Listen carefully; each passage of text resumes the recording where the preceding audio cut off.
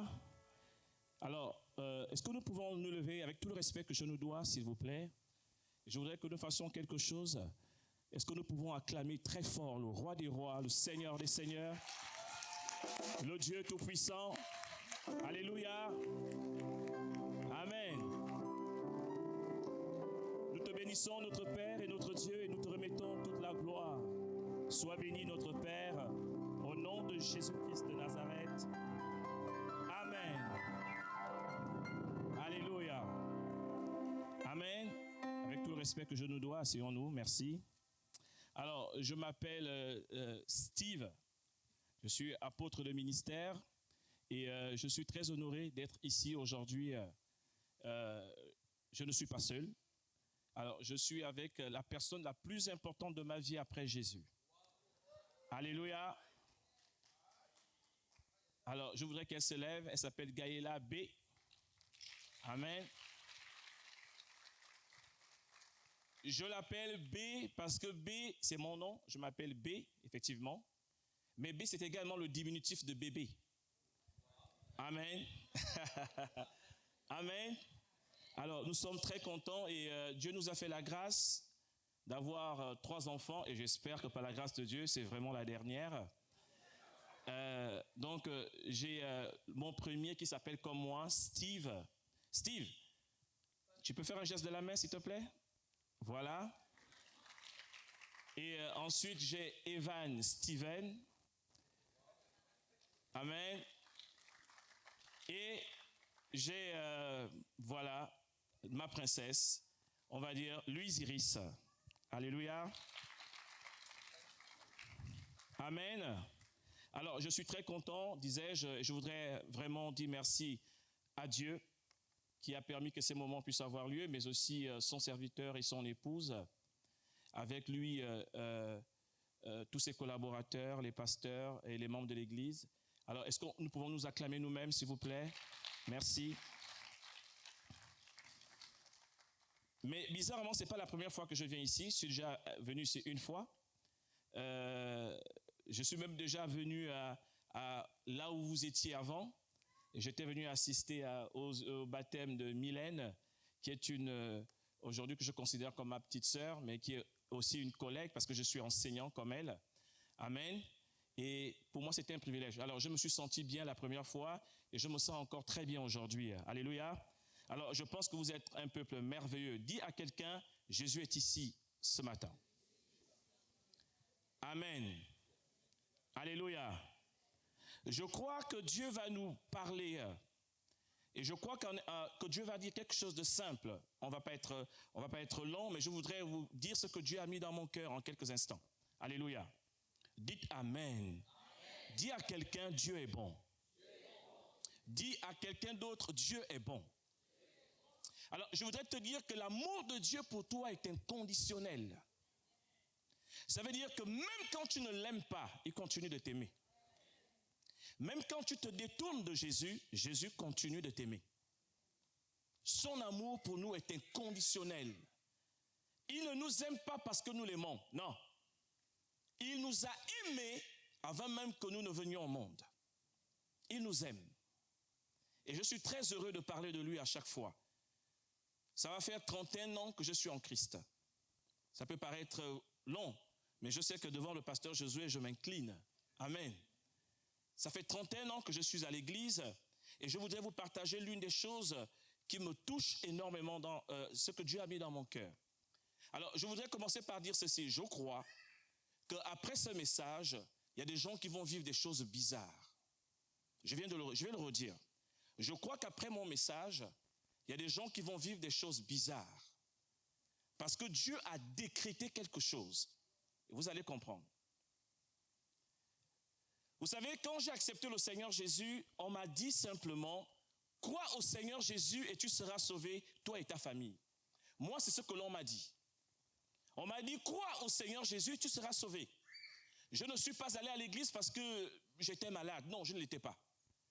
Je n'y suis pas allé non plus parce que je recherchais quelque chose. Je n'y suis pas allé pour me marier. Je n'y suis pas allé pour chercher quoi que ce soit. Non. Il y avait un vide dans mon cœur que personne ne pouvait combler. Et pourtant, mon père travaillait, ma mère travaillait, j'allais dire, nous appartenions à la classe moyenne. Mais il y a quelque chose dans mon cœur qui se passait. Et quand j'ai rencontré Jésus, ce vide a été comblé. Mais je voudrais nous dire autre chose. On m'a dit, crois au Seigneur Jésus et tu seras sauvé, toi et ta famille. Voici ce que l'on m'a dit. Alors je l'ai accepté. Je tiens à vous dire que dans le mot salut, il y a le bonheur, il y a la paix, il y a la bonne santé, il y a tout ce que nous voulons de bien. Dites Amen. Voici ce que l'on m'a annoncé. Et j'ai accepté Jésus, j'étais très content. Je lui ai donné ma vie. Et 31 ans plus tard, je vous assure, c'est le plus grand engagement que j'ai pris. Et je ne regrette pas un seul instant de l'avoir pris. Mais je voudrais nous dire quelque chose. Et je voudrais commencer par lire ce passage dans 1 Corinthiens chapitre 3 au verset 2, s'il vous plaît. 1 Corinthiens au chapitre 3 verset 2, il dit, 1 Corinthiens chapitre 3, il dit, je vous ai donné du lait, non de la nourriture solide, car vous ne pouviez pas la supporter, et vous ne le pouvez même pas, et vous ne le pouvez pas même à présent. Ce que ce verset me montre, c'est qu'en réalité, la vie chrétienne, on découvre Dieu au fur et à mesure que l'on marche avec Dieu. Dites Amen. Je vous disais au départ que quand je l'ai accepté, on m'a dit que je serais en bonne santé. On m'a dit que j'aurais toujours la victoire. Et je suis allé avec cette parole, j'étais très content quand j'ai accepté Jésus. Mais quelques temps après, je dis quelques temps après, j'ai commencé à voir des choses bizarres. Dites des choses bizarres. J'ai commencé à voir des choses bizarres. Et je me suis arrêté un instant. Je me suis posé la question, où suis-je? Est-ce qu'on m'a trompé? Parce que moi, ce que l'on m'a dit, c'est que crois au Seigneur Jésus et tu seras sauvé. Et moi, dans ce verset, dans ce mot du salut, ce mot est un réceptacle. Dans ce mot, il y a la paix, il y a la joie. Dans ce mot, il y a la grâce. Et moi, quand je l'ai accepté, tout était bien. Sauf que quelques temps après, j'ai perdu ma mère. Et ma mère, elle est morte dans ma chambre. Ma mère est morte dans ma chambre. J'ai fait mes études jusqu'à l'obtention du doctorat. Mais en faisant mes études, pendant un certain temps, on m'a supprimé la bourse. Alors que je n'avais pas connu d'échec. Je n'en avais connu qu'une seule fois à la mort de ma mère. J'ai fait 6 mois sans aller à l'école, à l'université. Et on m'a supprimé la bourse. Et je commençais à me dire, il y a quelque chose qui ne va pas. J'ai servi le Seigneur. Et quand on m'a supprimé la bourse, il fallait faire des études. Alors j'ai commencé à laver les poubelles. Et j'ai lavé les poubelles pendant 1 an et demi. J'étais en train de laver les poubelles. Et je commençais à me dire, c'est pas ce que l'on m'a dit. On m'a dit, crois au Seigneur Jésus et tu seras sauvé. Voici ce que l'on m'a dit. Qu'est-ce qui se passe? M'a-t-on menti? Ne m'a-t-on pas dit la vérité? Il y a quelque chose qui ne va pas. Et j'ai commencé à réfléchir et Dieu a commencé à m'enseigner. Et c'est là que je voudrais nous emmener. Dites Amen. Job a dit, mon oreille avait entendu parler de toi, mais maintenant mon œil te voit. Pour passer de l'oreille, il y a des choses que tu as entendues de la part du pasteur Josué. Il y a des choses que tu vas entendre encore aujourd'hui. Mais pour que ces choses passent de l'oreille et à ce que tu vois la gloire de Dieu dans ta vie, tu devras passer par certaines épreuves. Je disais tout à l'heure quelque chose d'extraordinaire. Je parlais avec la femme de Dieu, l'épouse du pasteur Josué. Je lui disais, mais c'est bizarre, il est en train de prêcher mon message. Il est en train de prêcher mon message. Et ça m'a rassuré. Parce que vous savez, parfois, Dieu met la paix dans nos cœurs. Et on cherche la pensée de Dieu. Et quand on arrive, Dieu met des signaux pour nous dire que nous sommes au bon endroit. Et c'est pourquoi je crois qu'après ces moments, il y a des choses qui vont se passer. Mais Dieu te rassure. Le pasteur l'a dit ici, Dieu sera toujours avec toi. Les mêmes qui t'ont dit que tu ne peux pas réussir, les mêmes verront dans ta vie, diront, il n'y a que Dieu pour faire ça. Amen. Et J'ai lu la parole de Dieu et je me suis posé la question, qu'est-ce qui ne va pas? Alors, lisons notre Bible, s'il vous plaît, dans 2 Timothée au chapitre 3. 2 Timothée au chapitre 3, verset 12. Je vous disais, je ne serai pas très long. 2 Timothée au chapitre 3, verset 12. Il est écrit, « Or, tous ceux qui veulent vivre pieusement, j'aime bien cet adverbe, tous ceux qui veulent vivre pieusement en Jésus-Christ seront persécutés. » Est-ce qu'on peut répéter ensemble? Or, tous ceux qui veulent vivre pieusement, c'est très important, pieusement en Jésus-Christ seront persécutés. Ça veut dire qu'en réalité, tu as le choix. Si tu ne veux pas vivre pieusement en Christ, tu ne seras pas persécuté. Et ta vie chrétienne se passera bien. J'ai rencontré des gens qui m'ont dit, frère, je suis resté avec ma femme pendant 20 ans, 10 ans. On a vécu dans le concubinage. Et une fois on s'est marié, on a l'impression que ça ne va plus. Je leur ai dit ceci. Quand vous étiez dans le concubinage, vous n'étiez pas dans la volonté de Dieu. Une fois vous rentrez dans la volonté de Dieu, alors le diable se lève. Donc c'est normal, ne vous en faites pas. Ces choses sont importantes dans la vie chrétienne. Et la Bible dit, tous ceux qui veulent vivre pieusement en Christ seront persécutés. Et je voudrais nous dire deux choses. Et je voudrais faire un distinguo entre l'épreuve et la tentation. Dites Amen. Non, dis à quelqu'un Amen. Satan s'appelle le tentateur. Satan nous tente. Dieu ne nous tente pas. Dieu nous éprouve. Je reprends. Satan s'appelle le tentateur, il nous tente. Et Dieu nous éprouve. Maintenant, comprenons bien. L'épreuve, tout comme la tentation, quand ça vient dans ma vie, les deux se manifestent de la même manière. C'est une difficulté momentanée qui arrive. Tu ne comprends pas. Attention, ne confondez pas. Si quelqu'un a péché, si vous allez en prison parce que vous avez volé, ne dites pas que je suis éprouvé. Ça, ce n'est pas l'épreuve. Amen. Ce n'est que la récompense parce que le péché a ses conséquences. Mais ça intervient quand on se regarde devant Dieu et qu'en réalité, il n'y a rien qui nous reproche et bizarrement des choses arrivent. Quand l'épreuve et la tentation viennent dans ta vie, les deux se manifestent de la même manière. Mais écoutez-moi attentivement. La tentation, le diable vient pour dire à Dieu que tu ne mérites pas son amour. Et qu'en réalité, si tu le sers, c'est parce qu'il t'a donné des choses. Ça veut dire, le diable veut dire à Dieu, tu le sers parce que tu attends que Dieu te donne des choses. Ce n'est pas Dieu qui est l'objet de ton amour, mais c'est ce que Dieu peut te donner qui est l'objet de ton amour. Voici le rôle du diable, quand il te tente. Or, l'épreuve, Dieu ne nous tente pas, mais Dieu permet l'épreuve. Il permet. Et quand Dieu permet l'épreuve, c'est pour dire au diable, je sais qu'il m'aime au-delà de tout ce que je peux lui donner. Je reprends. L'épreuve vient du diable. Et l'épreuve veut dire, Satan se sert de l'épreuve pour montrer à Dieu que si tu le sers, ce n'est pas parce que tu l'aimes. Mais si tu le sers, c'est parce que tu veux des choses de sa part. Tu veux le mariage, tu veux des enfants, tu veux l'argent, tu veux des papiers, tu veux des choses. Satan le sait et Dieu le sait. Mais Dieu ne doute jamais de nous.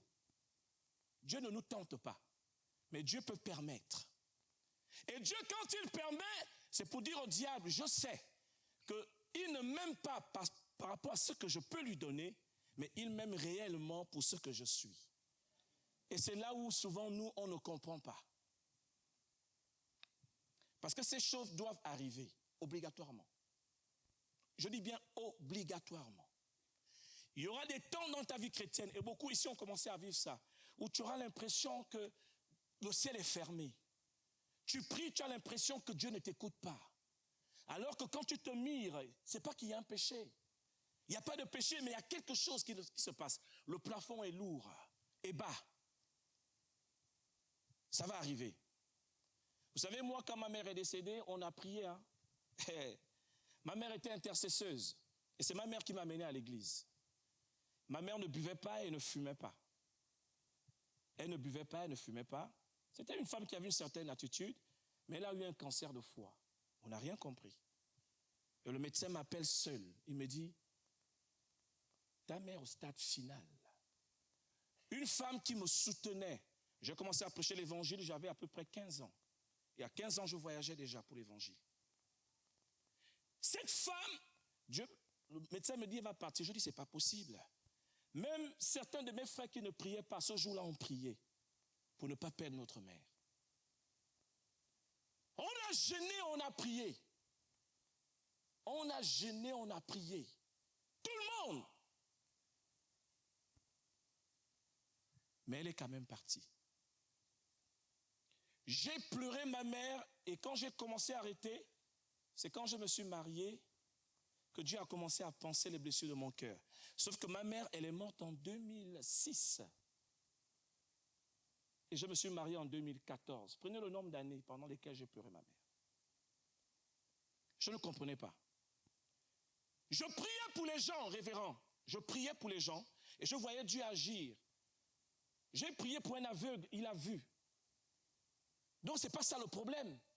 Mais moi-même, quand j'allais faire miction, ce qu'on dit vulgairement pisser, parce qu'en réalité, bon, je suis prof de français aussi, ce sont les animaux qui pissent, mais ça ne fait rien. Quand j'y allais, alors je pissais du sang. Mais personne ne le savait. Vous savez, quelqu'un a dit les héros pleurent dans l'eau. On ne voit pas leurs larmes. On ne sait même pas. Il y a des gens, quand on les regarde, on n'a pas l'impression, on croit que tout est parfait dans leur vie. Mais Dieu seul sait les moments que vous passez. Dieu seul sait. Et je disais à Dieu, mais quel est ce Dieu? Je prie, il guérit. Mais moi-même, je suis malade. Il y a quelque chose qui ne va pas. Certains se sont mariés avant moi. Mes fils dans la foi se sont mariés avant moi. Et vous savez, pour cela, certains chrétiens sont souvent très forts. Ils m'ont envoyé des messages anonymes. Tu te maries quand? Quand il dit ça, ce n'est pas pour t'encourager. Hein? Non, c'est pour te dire, ça ne va pas. Mais comme si le mariage était la finalité, je suis désolé, ce n'est pas la finalité, le mariage. Je ne sers pas Dieu pour le mariage. Je sers Dieu parce que je l'aime. Et on m'a envoyé un message anonyme. Tu te maries quand? Même le dernier de ta mère s'est marié. Toi, c'est quand? Hey! Laissez les gens dire des choses sur vous. Quand Dieu va se lever, les mêmes viendront vous voir pour vous dire quel est votre secret. Et là, vous leur direz, Jésus-Christ de Nazareth.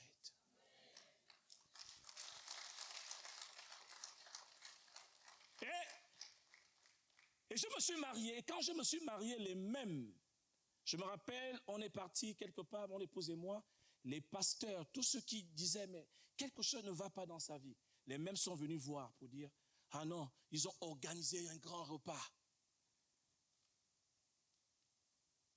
Et Dieu était en train de m'enseigner. J'arrive, je vais à Rennes où je fais mes études avec ma bourse tranquillement. On me supprime la bourse sans raison. Je dis bien sans raison. Et je ne comprenais pas. J'ai pleuré, j'ai dit à Dieu, c'est trop. J'ai perdu ma mère, ça ne fait que s'enchaîner. Mais c'est quoi le problème? Et Dieu m'a dit, si je pointe mon doigt sur toi, la finalité sera la gloire. Le processus pour y arriver ne sera jamais comme pour les autres. Jamais. Et Dieu m'a enseigné. Job était un homme juste. La Bible dit, dans le pays de Ouk, lisez tout le livre de Job, dans le pays de Ouk, Job était l'homme le plus juste. Il était l'homme le plus riche de tout le pays de l'Orient, nous dit la Bible. Attention, je vais plus loin. Job avait 7 fils et Job avait 3 filles. Et la Bible dit, même quand ils allaient pour festoyer ensemble, Job organisait en fait des temps de prière comme pour dire à Dieu, si l'un d'entre eux ait pu pécher, Seigneur, je te demande pardon. Mais un jour, écoutez bien, et c'est ce que le diable fait avec nous tous. Un jour, quand les enfants de Dieu allaient auprès de Dieu, la Bible dit que Job aussi, et plutôt le diable aussi s'est présenté devant Dieu. Et le diable a dit, et c'est ce qu'il fait avec nous tous. Le diable a dit à Job, écoutez bien, le diable lui a dit, Dieu lui a dit, mais oh, tu es là? Il a dit, oui, je suis là. Tu viens d'où? Il dit, je suis allé me balader dans le monde. J'essaie de paraphraser. Et il lui dit, as-tu vu mon fils Job? Dieu fait toujours notre louange. Je vous assure, Dieu fait toujours ta louange. Il dit, as-tu vu Mylène? As-tu vu tel? As-tu vu tel? C'est quelqu'un qui m'aime. C'est quelqu'un qui ne va jamais m'abandonner. As-tu vu tel fils? Seigneur, et Dieu nous aime tellement. Je vous disais au départ, son amour est inconditionnel. Et quand il a dit ça, Satan a regardé comme ça. Satan lui a dit, hey, tu dis qu'il t'aime? C'est facile qu'il t'aime. Tu lui as tout donné. Il est riche. Il a l'argent. Il a de beaux enfants. Touche à ce qu'il a. Et tu verras qu'il va te maudire. C'est ce que le diable fait avec nous tous. Et à un moment dans ta vie, Dieu va permettre. Je te dis bien, il va permettre. Je ne sais pas ce qu'il va toucher, mais il va permettre. C'est inévitable. Il a dit, touche. Mais ne touche pas à sa vie. Mais touche ce que tu veux. Alors, c'est là où on appelle l'épreuve. Dieu permet. Ce n'est pas Dieu qui l'envoie. Il permet. Parce qu'il veut montrer au diable que ton amour pour lui n'est pas lié au bien matériel. Ton amour pour lui n'est pas lié au bien maternel. Vous savez, quand j'écoute certains témoignages, homme de Dieu, on m'a parlé d'un pasteur qui partait faire un programme quelque part. Alors qu'il y allait, derrière lui, il y a eu un accident et sa femme et ses enfants sont tous partis. Non, vous savez, quand la nouvelle arrive avant qu'il ne monte à l'estrade, on le lui annonce. On lui dit, écoute, il y a ta femme et tes enfants qui sont partis. Et il a dit, je vais d'abord prêcher l'évangile et après j'irai pleurer ma femme et mes enfants. Hey! Quel degré!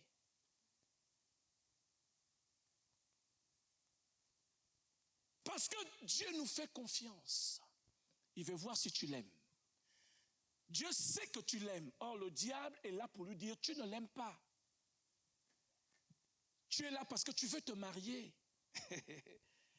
Tu es là parce que tu veux un travail. Et Dieu dit non, je sais qu'il m'aime, je sais qu'elle m'aime. Alors Dieu dit au diable, touche, je permets. Ne touche pas à sa vie. Mais on va voir. Et il arrive que quand le diable touche, automatiquement, on tourne le dos à Dieu. On tourne le dos à Dieu. Vous savez, moi je suis d'origine gabonaise. Hein, et chez nous au Gabon, on fait des rituels. Avant que quand quelqu'un est en train de mourir. Et quand ma mère était en train de mourir, il fallait qu'elle passe par un rituel. Et on a demandé à ma mère, est-ce que tu acceptes de passer par ces rituels? Or, ce rituel, ma mère a passé toute sa vie à nous dire que Jésus guérit. Maintenant, dans l'épreuve, allait-elle encore nous demander de continuer? Et ma mère leur a dit, demandez à Steve. Steve dira si je dois faire ou pas. Parce qu'elle avait mal. Son ventre avait à peu près cette taille-là. Quand j'ai envoyé son billet d'avion et que je suis allé la chercher, elle était méconnaissable. Rien qu'à la vue de ma mère, je me suis mis à pleurer. Méconnaissable. Elle souffrait tellement, et ce jour-là, elle a dit non, Steve a décidé. J'ai eu peur. Mais pourquoi c'est moi? Ma mère a fait 7 gosses. Pourquoi c'est moi qui devrais décider? Mais il a fallu que je dise ce jour-là devant toute la famille que même si elle doit mourir, on a accepté Jésus et jusqu'à la mort, on va avec Jésus. Et c'est ce que Dieu voulait entendre. C'est ce que Dieu voulait voir. Et c'est ce que Job a fait. Sa femme lui a dit, maudit Dieu et meurs. Job n'a pas maudit Dieu. Quand vous allez lire la fin du livre Job, vous allez voir que Dieu lui a donné le double, sauf les enfants. Il a encore eu 7 fils et 3 filles. C'est l'objet de notre message. Mais tout ce qu'il avait en bien, Dieu l'a multiplié par 2. Tout. Attends le temps de Dieu. Quand ce temps viendra, tu seras comme dans un rêve. Tu seras comme dans un rêve. Dieu peut tout te donner, tout. Mais il regarde l'état de ton cœur. Est-ce que tu veux, est-ce que tu m'aimes pour ce que je peux te donner ou tu m'aimes pour ce que je suis?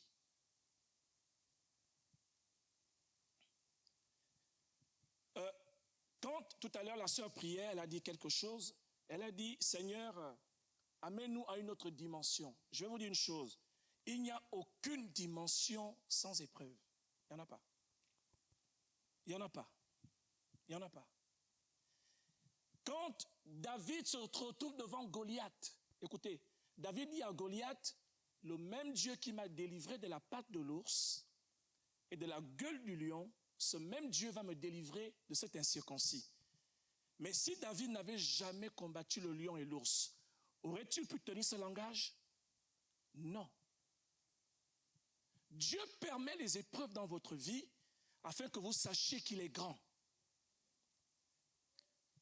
Parce que si tu ne passes pas par là, quand les épreuves vont arriver, tu vas le renier. Tu vas le renier. J'ai vu des frères danser quand ils prient. Vous avez l'impression que le plafond va s'éteindre. Mais quand l'épreuve arrive, on tourne le dos à Dieu. Mais Dieu continue de t'aimer. Il va continuer de t'aimer, toujours. Dites Amen. Lisons un passage.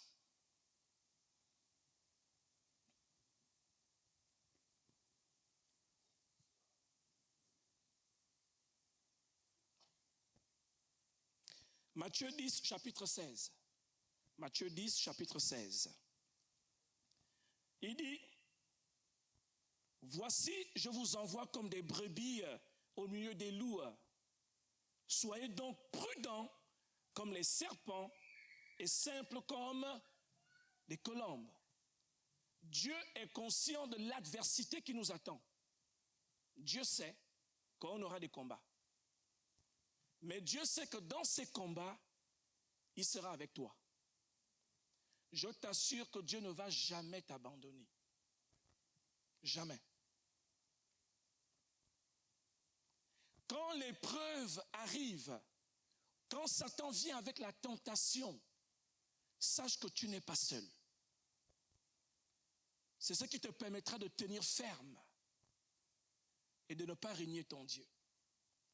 Parce que dès lors que tu renies Dieu, Satan dit, je t'avais dit quoi? Je t'avais dit qu'il ne t'aimait pas. Je t'avais dit qu'elle ne t'aimait pas. Tout le zèle qu'elle manifestait n'était que la résultante du fait qu'elle attendait quelque chose de toi. Amen.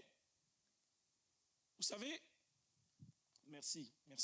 Vous savez, c'est comme on avait un frère. Je dis souvent aux gens, excusez-moi de le dire ainsi, pour connaître si quelqu'un est humble, donnez-lui d'abord des choses. Parce que l'humilité, c'est quoi? L'humilité, c'est un abaissement volontaire. Mais si vous êtes déjà en bas, vous allez vous abaisser comment? Vous n'avez pas compris? L'humilité, c'est un abaissement volontaire. Mais vous êtes déjà en bas. Est-ce que vous pouvez vous abaisser? Non. Donnez-lui d'abord. Et vous verrez s'il est humble. On avait un frère, mais zélé. Quand il loue le Seigneur, il chante, il avait une basse. Alléluia, mais vraiment une basse. Mais le frère était au chômage. Il était plus âgé que nous.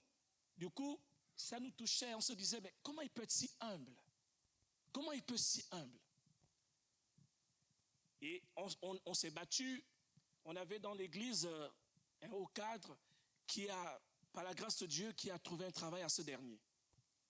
Et dès qu'il a trouvé le travail, il ne venait plus à l'église.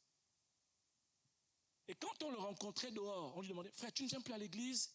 Il disait, ah, laissez-moi votre Dieu là. Quand quelqu'un n'a pas, donnez-lui d'abord. Vous verrez s'il est humble. Parce que c'est facile de dire, on fait tout, on balaie l'église, voilà, je suis humble. Non, on vous met à une position et vous acceptez quand même de venir balayer l'église. J'étais quelque part pour l'évangile. Et Dieu, dans la chambre où j'étais, le Seigneur m'a dit, fais quelque chose. Je me levais très tôt le matin et je prenais les chaussures de tous mes collaborateurs. Je prenais leurs chaussures. Et je nettoyais les chaussures sans qu'ils ne le sachent. Attention, ils ne devaient pas le savoir, parce que dès lors que quelqu'un sait ce que tu as fait, tu as déjà reçu ta récompense. On va dire, oh bravo frère, il est humble, c'est ta récompense. Mais moi je voulais que ce soit Dieu qui me bénisse. Donc il ne fallait pas que quelqu'un le sache. Donc je me levais tôt, je prenais leurs chaussures, je les cirais, et pourtant je suis leur responsable. C'est dans le secret que Dieu te regarde. C'est dans le secret. Et la vie chrétienne est une vie de secret. C'est dans le secret. Je veux te dire que quand ces moments vont arriver, n'aie pas peur. Confie-toi à Dieu. Mais ces moments arriveront où tu auras l'impression que tout le monde t'a abandonné. Tu auras l'impression que même l'Église t'a abandonné. Tu auras l'impression que les frères en Christ t'ont abandonné. Mais il y a un qui ne t'abandonnera jamais, jamais, jamais, jamais, jamais. Il s'appelle Jésus-Christ de Nazareth. Jamais.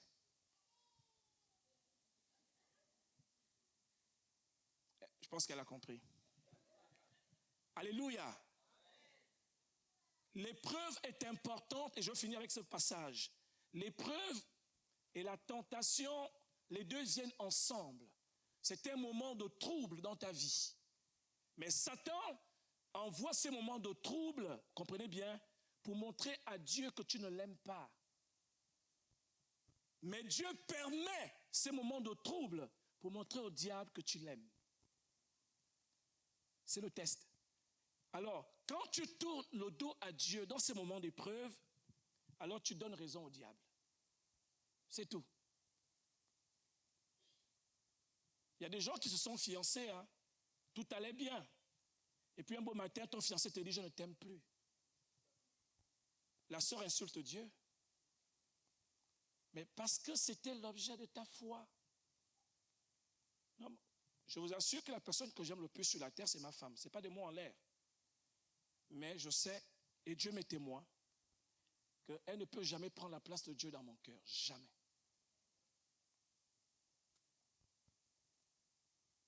Tout le monde peut te laisser. Même mes enfants peuvent me laisser un jour.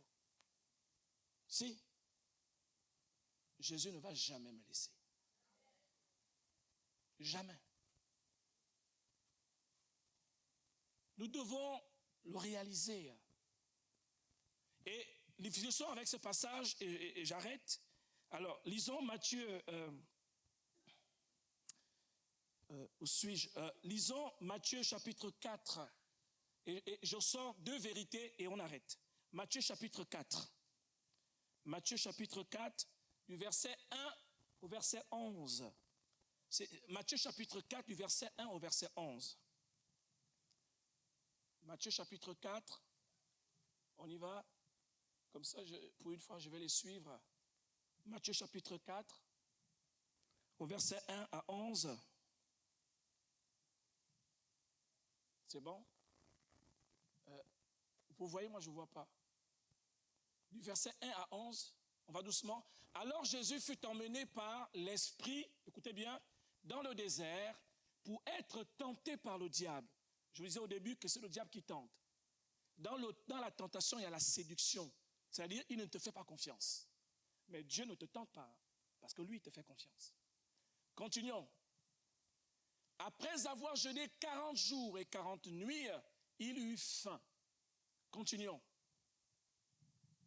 Le tentateur, c'est le diable, s'étant approché, lui dit, si tu es fils de Dieu, ordonne que ces pierres deviennent des pains.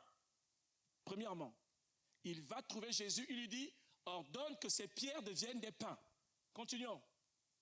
Jésus répondit, il est écrit, l'homme ne vivra pas de pain seulement, mais de toute parole qui sort de la bouche de Dieu. Ça, c'est la première épreuve.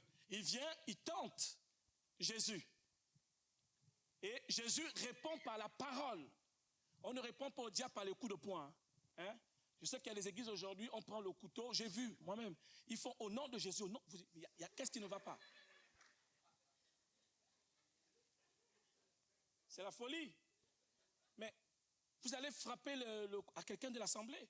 Et sincèrement, ils ont au nom de Jésus. Mais vous tapez qui? Vous savez que sans Jésus, sans les anges, le diable seul peut exterminer le monde entier. Un seul chérubin peut exterminer. On est là par la grâce de Dieu. Et vous allez prendre le couteau pour... Pierre a voulu faire ça. Jésus lui a dit, arrête, arrête. Vous comprenez? Ce n'est pas par la... Non, c'est par la parole. Continuons. Le diable, première vérité, le diable le transporta dans la ville sainte. Regardez quelque chose. Quand Satan vous tente et que Dieu permet l'épreuve, écoutez-moi bien, c'est l'épreuve qui va vous permettre d'aller à une dimension supérieure avec Dieu.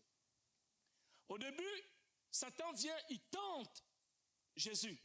Mais la Bible dit, parce que Jésus a résisté, Jésus a su résister, le diable l'a transporté. Même le diable va contribuer à ta gloire. Vous comprenez? Pour que les gens voient que Dieu est avec toi, ils ont besoin de voir ce que Dieu fait dans ta vie. Vous savez, je dis souvent que les gens les plus... ma femme, je ne peux pas convaincre ma femme avec des mots. Hein. Ça, c'est vous que je peux convaincre avec des mots. Parce que ma femme, elle me voit nue. Permettez-moi l'expression. Elle, ce n'est pas les mots. Elle, c'est les actes qui comptent. Dites Amen. Oh, vous n'avez rien compris. Je vais redire cela. Si votre femme vous fait confiance, mon ami, c'est que ça commence bien. Parce que les gens du dehors vous acclament. Hein. Moi, quand je viens ici, l'apôtre Steve. Hey. Ma femme, ce n'est pas l'apôtre Steve. Ma femme, elle m'appelle Amour. Quelqu'un m'a dit, mais tu t'appelles Steve, ta femme t'appelle, l'autre s'appelle Steve. Comment elle fait? Je dis, ma femme ne m'appelle jamais Steve. Ça va faire 9 ans de mariage qu'on est jamais. Mais le jour que tu entends Steve, il y a des problèmes. Elle ne m'appelle pas Steve, elle m'appelle Amour. Même si on est un peu fâché, Amour. Et moi je dis B.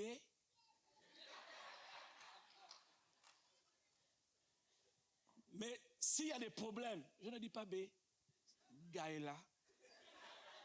Si je peux aller loin, je dis la bretonne là. Vous comprenez? Le diable le transporta dans la ville sainte. C'est par les tentations et les épreuves, au sortir d'une épreuve, que Dieu t'amène dans une autre dimension. Toujours. David a dit, le même Dieu qui a fait ça, le même Dieu fera ça. Donc, si tu n'as pas ce témoignage, devant l'épreuve, tu ne pourras pas parler. Moi, je sais que le Dieu qui guérit le cancer, il est là. Mais je l'ai vu guérir les maux de tête d'abord. Après, je l'ai vu guérir le cancer. Parce que je crois qu'il peut le faire, je l'ai vu. Continuons. Il dit, et lui dit, si tu es le Fils de Dieu, jette-toi en bas, car il est écrit, il donnera, ainsi de suite, des anges à ton sujet. Regardez. Et ils te porteront sur les mains de peur que ton pied ne heurte contre une pierre. Continuez. Jésus lui dit, il est aussi écrit, tu ne tenteras point le Seigneur ton Dieu. Continuons. Le diable, écoutez, regardez bien. Le diable le transporta encore. Vous voyez? Le diable le transporta encore sur une montagne très élevée. Vous voulez une autre dimension? Vous voulez une dimension? Acceptez l'épreuve. Acceptez. Parce que c'est elle qui vous amène dans une autre dimension. Je dis souvent aux gens, Dieu est simple. Il agit avec toi en fonction de la manière dont tu le vois. Si tu crois qu'il ne guérit que les maux de tête, il ne guérira que les maux de tête. Si tu crois qu'il peut guérir le cancer, il guérira le cancer. Il le transporta encore. Pourquoi? Parce qu'il a réussi l'épreuve et le diable l'amène encore plus loin. Et c'est comme ça que vous allez gravir les échelons. Et après, vous allez pouvoir dire, je ne vous parle plus du Dieu du pasteur Josué. Non, je vous parle du Dieu que j'ai vu. Le pasteur Josué m'a parlé de Jésus. Maintenant, je vous parle du Dieu que moi-même j'ai vu. Or, pour arriver à cette dimension-là,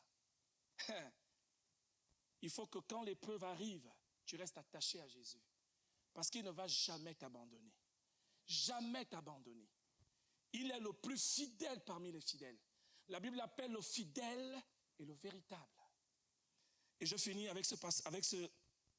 Il dit dans 1 Corinthiens chapitre, vous irez lire chez vous, Jacques chapitre 1 d'abord verset 12, Jacques chapitre 1 verset 12, et on prie, Jacques chapitre 1 verset 12, il dit, Jacques chapitre 1 verset 12, il dit, heureux l'homme qui endure la tentation, car après avoir été mis à l'épreuve, écoutez bien, heureux l'homme qui endure la tentation, car après avoir été mis à l'épreuve, il recevra la couronne de vie.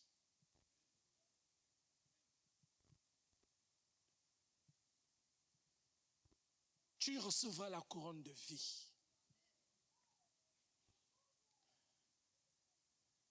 Même quand tout le monde va t'abandonner. Même quand ton travail te dira on n'en veut plus de toi. Même quand tu seras au chômage. J'ai lavé les poubelles pendant 1 an et demi. Et c'est avec l'argent des poubelles que j'ai épousé ma femme.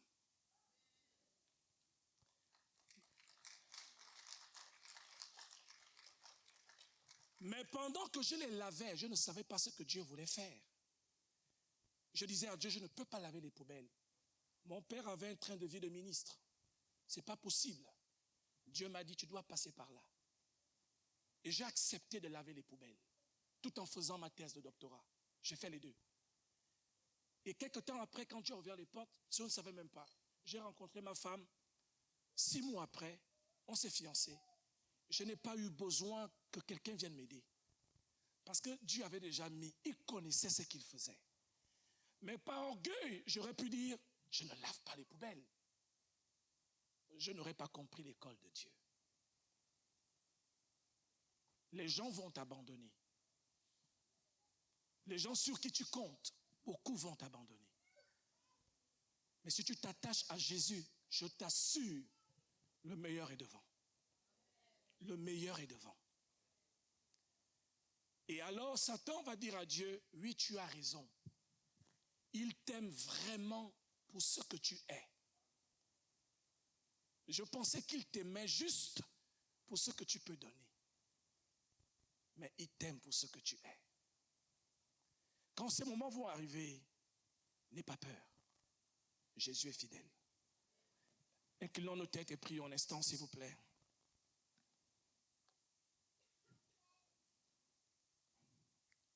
Alléluia.